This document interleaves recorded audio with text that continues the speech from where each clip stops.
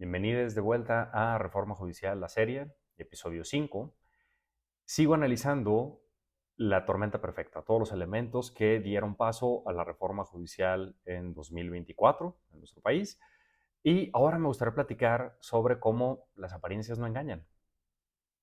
Hasta este momento me he centrado en el análisis del papel del Poder Judicial de la Federación como contrapeso, como actor político y de manera muy particular el rol que desempeñaron quienes encabezaron al Poder Judicial de la Federación durante los últimos 30 años.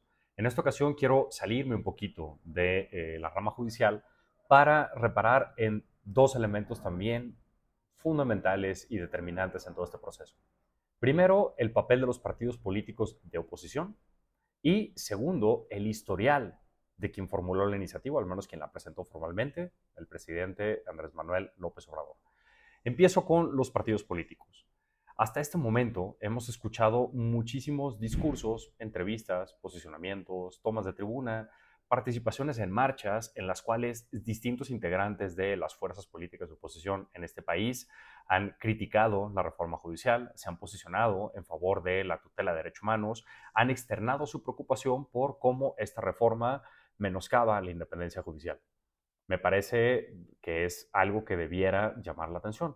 La primera pregunta, que a mí me parece pertinente y que ahora está muy en boga, es, ¿debieran estos liderazgos políticos participar en ejercicios de protesta o de reproche a políticas gubernamentales? A mí me parece que no habría ningún impedimento. Históricamente así ha sido y me parece que muchas y muchos luchadores sociales han eventualmente desempeñado importantes papeles de liderazgo político.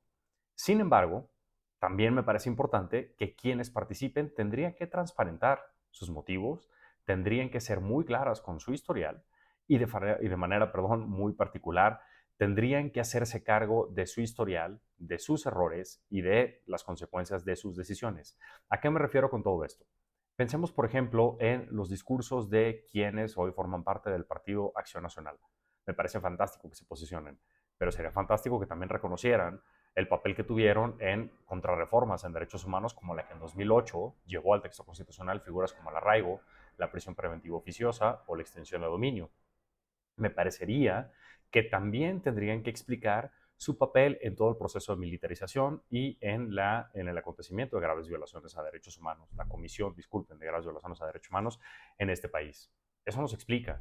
Tampoco lo explica, por ejemplo, quienes hoy pertenecen al PRI y que en su momento, durante el gobierno de Peña Nieto, fueron ferros defensores de figuras como el arraigo, que habilitaron durísimo en la Suprema Corte para que esta figura se mantuviera.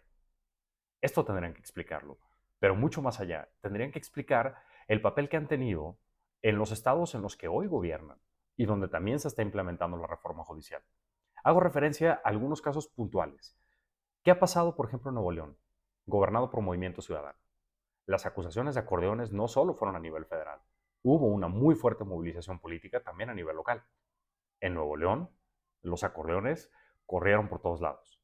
Hubo una queja presentada por el PAN, desechada originalmente y que gracias a una decisión de la sala superior, y esa sala superior que me parece que también debe ser analizada con detalle y lo he hecho yo en mis distintas redes sociales, pero que en ese momento fue quien, con una decisión, condujo a que el INE tuviera que darle entrada a esta queja y tuviera que investigar el uso de acordeones en Nuevo León. ¿Qué pasó en Durango, por ejemplo? Durango creo que es uno de los casos más dramáticos de todo lo que hemos vivido. Sí, todos los problemas de la reforma judicial, pero además en Durango existían 49 vacantes en la judicatura local. Y los comités se pusieron de acuerdo para presentar de manera conjunta 49 candidaturas. Esto quiere decir que si las personas candidatas salían a votar por sí mismas el día de la elección, ganaban. No había competencia. Era no una simulación, era una auténtica burla. Y este es un gobierno encabezado por una coalición PRI-PAN. Entonces, cuando actores políticos se posicionan en contra de la reforma judicial, en protección de los derechos humanos, cuando critiquen los ataques a la independencia judicial, tendrían que hacerlo explicando por qué han hecho lo que han hecho hasta este momento. Y si no, perdón, pero con permiso. Y no se trata de aislarles, no se trata de criticar solo por criticar. Se trata de congruencia. Y creo que sumándose a ejercicios de crítica terminan lastimando los propios principios que sostienen en Arbolar. Entonces, este me parece que fue uno de los factores que terminó haciendo tóxica su participación y su apoyo durante los puntos críticos de la reforma judicial. Segundo elemento que también me parece que es importante destacar. Hemos analizado mucho lo que pasó en fechas recientes, pero un factor que creo que también tuvimos que haber tenido en consideración y que creo que era algo que estaba sobre la mesa, y por eso digo, las apariencias nunca han engañado, ahí estaba todo, es el propio historial personal de el expresidente de la República, Andrés Manuel López Obrador, porque tuvo un paso no sencillo por la Suprema Corte durante los últimos 30 años. Y aquí parto de un artículo muy interesante que salió publicada en la edición de octubre de 2024 en la revista Proceso, donde se hace un análisis precisamente de estas 3 décadas de litigiosidad del expresidente ante el Poder Judicial de la Federación. El artículo retoma algunos episodios como lo que ocurrió en el conflicto postelectoral en Tabasco. En ese momento, en 1994, habían contendido a la gubernatura de Tabasco Andrés Manuel López Obrador y Roberto Madrazo. Aparentemente, el segundo había ganado, sin embargo, se detectaron irregularidades tremendas, particularmente se encontraron los registros de la Secretaría de Finanzas del Partido Revolucionario Institucional que evidenciaban un financiamiento ilegal de actores como Carlos Cabal Peniche, quien habría aportado más de 70 millones de dólares al proceso electoral. Esto conllevó una serie de denuncias, incluso el dirigente del Partido de la Revolución Democrática en Tabasco habría buscado que la Procuraduría Fiscal de la Federación presentase una querella ante la PGR. Esto no fue así, sin embargo, el presidente Cedillo logró que se actuara y el gobierno de Tabasco, que sintió, el gobernador electo Madrazo, que sintió que había una intromisión desde la Federación, promovió una controversia constitucional ante la Suprema Corte. La Suprema Corte señaló que se tenía que continuar las investigaciones, pero de alguna manera permitía que continuara el gobierno evitando intromisiones del gobierno federal. Esto, algunas personas que analizaron el episodio en esa época lo tomaron como un ejercicio de independencia de la Corte. Sin embargo, quedó esta espinita clavada de que no se le había dado la razón a López Obrador en ese momento. Viene el segundo round, en 1998, cuando el gobierno de Quintana Roo aprueba una ley que permitía, no me lo van a creer, que las fuerzas políticas dominantes lograran una sobrerepresentación que les permitiera tener mayorías para aprobar leyes. Esto fue impugnado por el entonces dirigente del PRD, Andrés Manuel López Obrador, ante la Suprema Corte con una acción de inconstitucionalidad. Y la Suprema Corte le dio la razón con un proyecto de la entonces ministra Olga Sánchez Cordero, hoy militante de Morena, quien sostuvo que, a la luz del artículo 54 constitucional, existía un principio antihegemónico y de pluralismo político que tenía que evitar ejercicios como esta sobre representación. Continuamos avanzando y llegamos a 2001. En 2001 hubo un enfrentamiento entre el expresidente de la República, Vicente Fox, y el entonces jefe de gobierno, Andrés Manuel López Obrador, por el tema de los usos horarios.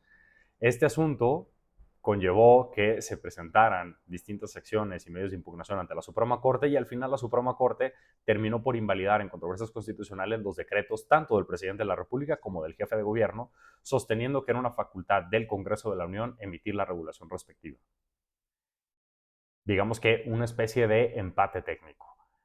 Cuarto round del episodio del Encino. Ya hice referencia a esto en el agregado del episodio 2, analizando y criticando particularmente la intervención del ministro Mariano Zoela, pero en esencia, el punto que condujo al encontronazo ante la Suprema Corte fue que la Asamblea Legislativa del Distrito Federal promovió una controversia constitucional por considerar que el Congreso Federal, al intentar avanzar con el desafuero, con esta declaratoria de procedencia, invadía sus facultades. La Suprema Corte no le dio la razón a la Asamblea Legislativa porque dijo que no merecía el mismo trato que los estados. Me parece una decisión bastante letrista y formalista que conllevó un agravio importante. Años después, en un episodio parecido, le dio la razón a Tamaulipas en el caso del desafuero de Cabeza de Vaca porque sí era formalmente un estado. Vamos a un último round que destaca el artículo de proceso, cuando en 2016 el entonces dirigente, también partidista, Andrés Manuel López Obrador, impugnó la reforma que convertía el Distrito Federal en Ciudad de México. La Suprema Corte desechó en una decisión del ministro Lainez Potisek esta impugnación por considerar que no tenía legitimidad un partido para impugnar una reforma de estas características. La decisión fue confirmada a propuesta de la ministra Norma Piña Hernández en un recurso de reclamación. Yo agregaría un episodio adicional cuando López Obrador, como dirigente de Morena, impugnó la extensión de mandato de los integrantes de la Sala Superior del Tribunal Electoral del Poder Judicial de la Federación. Las ministras y ministros convalidaron esta reforma inconstitucional y ahí tenemos otro agravio más.